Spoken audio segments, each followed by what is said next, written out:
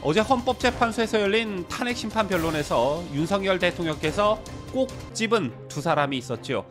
바로 홍장원과 곽종근인데요.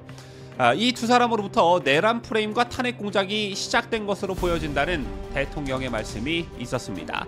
그리고 실제 어제 헌법재판소에서는 증인으로 출석한 곽종근의 발언이 오락가락하면서 여론의 문매를 맞고 있는 상황인데요. 이런 가운데 이른바 홍장원 메모의 주인공인 홍장원 국정원 1차장의 진술도 거짓일 가능성이 점점 높아지고 있습니다.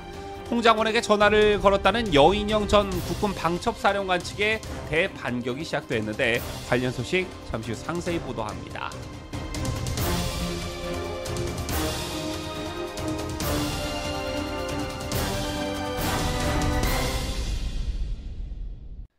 시청자 여러분 안녕하십니까? 뉴스데일리 베스트 미네커입니다. 어제 헌법재판소에서 대통령께서 직접 언급한 두 사람이 있었죠. 바로 홍장원 국정원 1차장과 곽종근 특정사령관이었습니다.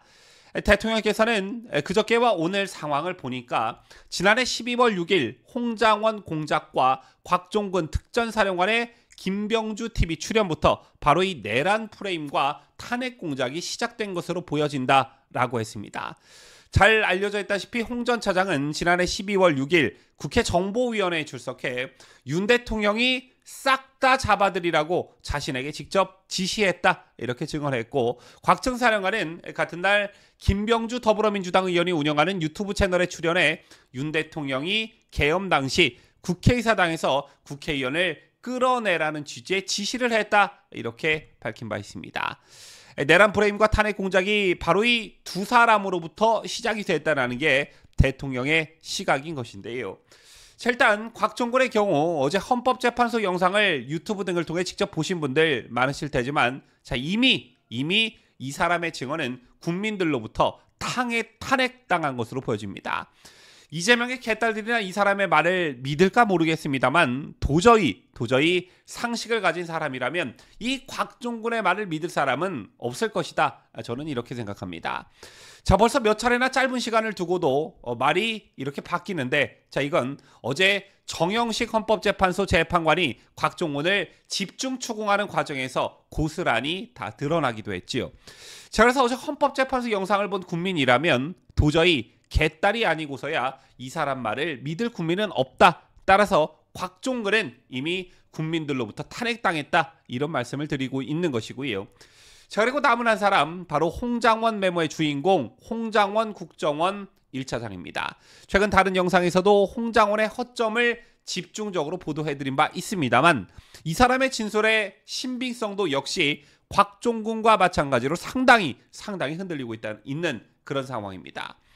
이런 가운데 여인영 전 국군 방첩사령관 측이 홍장원에게 체포라는 단어를 사용한 기억이 없다고 밝혀 파장이 일고 있습니다. 이 밖에도 여인영 사령관은 홍장원 진술의 대부분과 배치되는 정반대의 입장을 내놨는데요. 어제 늦은 시각 여인영 사령관 측 변호인들이 입장문을 냈습니다. 지금부터 이 소식을 자세히 전해드릴 텐데요. 자, 먼저 홍장원은 지난 4일 탄핵 심판에서 비상계엄당에 썼다는 메모를 근거로 여전 사령관이 체포 대상자 명단을 불러줬다고 주장한 바 있습니다. 국회 측 대리인단이 공개한 이른바 홍장원 메모에는 이재명, 우원식, 한동훈 등 주요 인물의 이름이 적혀 있었고, 이름 밑에는 1조, 2조란 단어와 축차 검거 후 방첩사 구금시설에 감금조사한다라고 쓰여져 있었습니다. 또한 검거를 요청하고 위측 추적한다라는 문구도 담겼는데요. 이 메모는 12.3 비상계엄 당시 여전 사령관이 전화를 걸어와 홍장원이 메모를 했다는 것으로 정치권을 발칵 뒤집어 놓았을 뿐만 아니라 내란 프레임에 아주 좋은 그런 소재로 쓰였던 게 바로 이 홍장원 메모였습니다.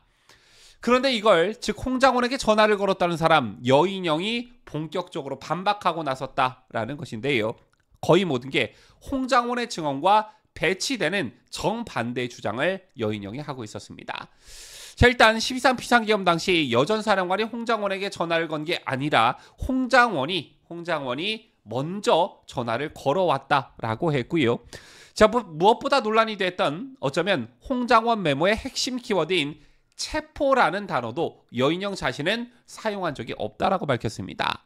또한 휴대전화 위치 추적과 관련해서도 휴대전화 위치 추적이 아니라 위치 확인 정도만 부탁했다라는 것인데요. 이를 종합하면 홍 전 차장이 지난 4일 윤석열 대통령의 탄핵 심판 변론에서 했던 증언과 정반대의 주장을 제기하고 있는 것입니다. 먼저 홍 전 차장은 지난 4일 헌재에서 여인영 사령관이 국회는 경찰과 협조해서 봉쇄하고 있습니다. 선배님, 이걸 도와주세요. 저희 체포조가 나가 있는데 소재 파악이 안 돼요. 명단 불러드릴게요. 라는 취지로 이야기했다라고 했습니다. 홍 장관이 주장한 여인영의 이런 발언은 윤 대통령 공소장에도 포함되어 있는데요. 홍 전 차장은 여인영이 사용한 정확한 워딩이 체포조 맞습니까? 라는 국회 측 대리인의 질문에도 네 라고 자신 있게 말했습니다.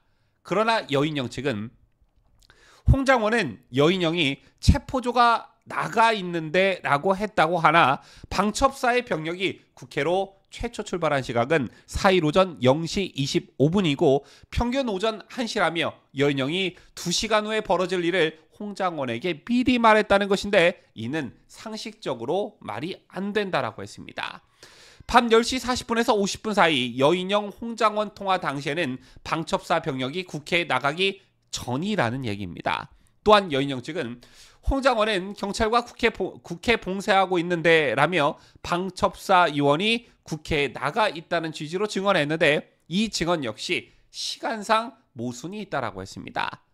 그리고 그 다음 검거라는 단어인데 홍 장관은 여인영이 1차, 2차 검거 순차적으로 하는데 라고 말했다고 했습니다. 하지만 여인영 측은 당시 1차, 2차 순차 검거 계획은 없었다면서 있을 수 없는 얘기라고 잘라 말했습니다.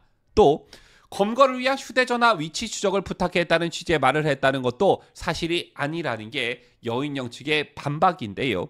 자, 이미 국정원이 휴대전화 위치 추적을 할 수 없다는 것을 알고 있기 때문에 자, 이러한 요청을 할 이유가 없다라는 것이고요. 다만 휴대전화 위치 추적이 아니라 위치 확인만을 부탁했다라는 주장입니다. 여기에 더해 여사령관 측은 방첩사에는 구금시설 자체가 존재하지 않는다고도 했습니다.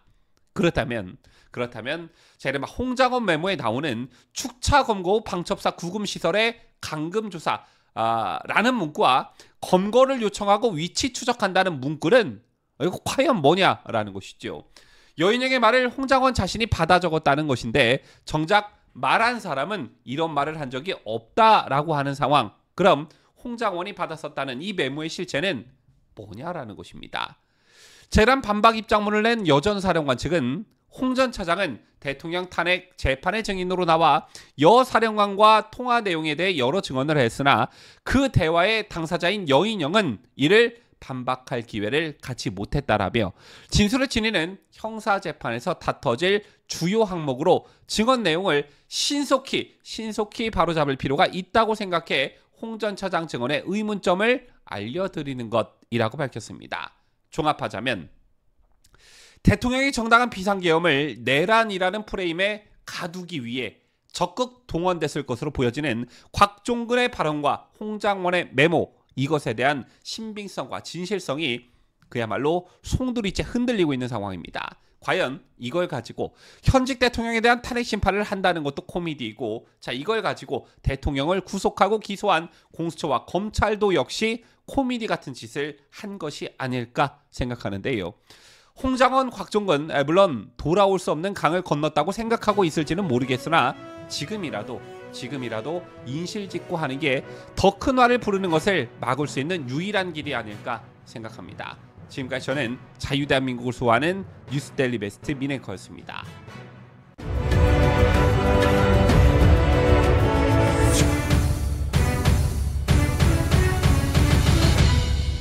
함께해요.